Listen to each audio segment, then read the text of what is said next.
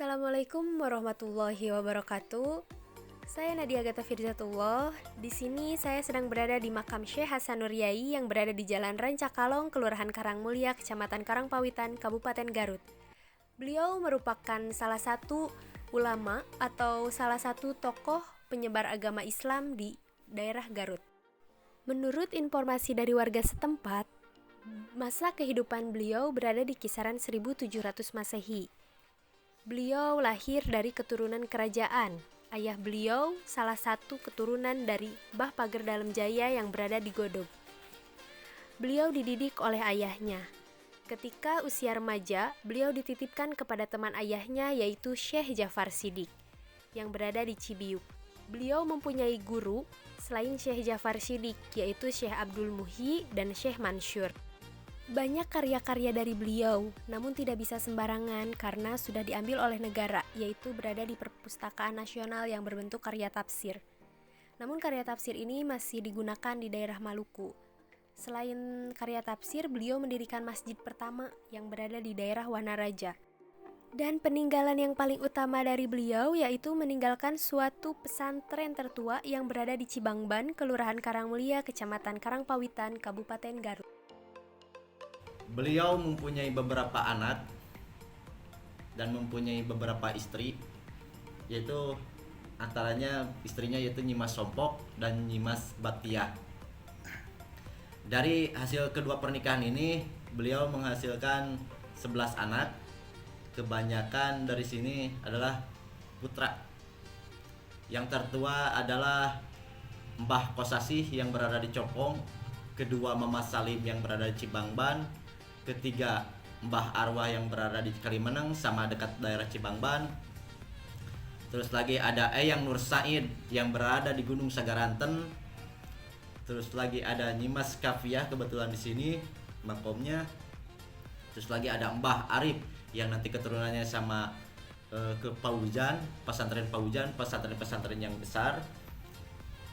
Dan dari hasil pernikahan keduanya yaitu beliau mempunyai karunia anak yang bernama Nyimas Domah, Mbah Roib, Muhammad Roib, dan Nyimas Lendra. Nah, disinilah yang menyambungkan siwi, istilahnya kalau bahasa Sunda itu untuk mengikat keturunannya lagi itu dari Nyimas Lendra. Berarti dari keturunan istri kedua. Nah, di sini beliau juga salah satu murid yang cekatan atau cerdas dari guru-gurunya, bukan untuk mencari muka tetapi bakat beliau itu semua kakak dan adiknya mengaji kepada beliau, termasuk kakaknya yang tertua berada di Garut yaitu Syekh Nurbayan. Terus lagi ada adiknya Syekh Nur Wajah dan lain sebagainya. Bahkan ada yang penyebaran ini saudaranya sampai ke Sukabumi, namun beliau harus kembali lagi ke daerah Garut yang bernama Syekh Nur Qasim.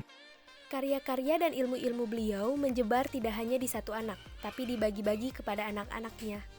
Bahkan beliau sampai keluar Pulau Jawa untuk menyebarkan agama Islam. Bahkan ada yang mencari dari Timur Tengah hanya sengaja untuk menemukan beliau ya. Maka yang terkenal itu Mama Jabal Kubes, yaitu cicitnya dari Syekh Nur Yai. Ketika pelebaran kerajaan Arab Saudi itu beliau dari cicitnya aja sudah kelihatan itu seorang wali, Mama Jabal Kubes. Makamnya itu berada sekarang di kerajaan Arab Saudi. Nah, di Garut bahkan khususnya di Garut itu jarang sekali tersentuh oleh orang-orang yang mengetahuinya. Udah pasti kalau keturunannya udah mengetahui, namun ada yang mau menonjol dan ada yang mau tidak, karena amanat beliau tidak perlulah dari segi penampilan tapi segi manfaatnya yang diutamakan. Dan keturunan beliau yang pertama kali masih gelar Aceng itu adalah beliau ketika beliau dikejar sama bagawan-bagawan dari Sukapura, yaitu Eyang Sawidak. Dari sanalah beliau melepaskan sebagai kerajaan-kerajaannya menjadi santri. Di dalam komplek pemakamannya tidak hanya ada makam Syekh Hasanur Yai saja, tetapi juga ada makam istrinya Nyimas Sompok, lalu ada Nyimas Kafiah anak bungsu dari istri pertama dan Nyimas Rendra anak bungsu dari istri kedua.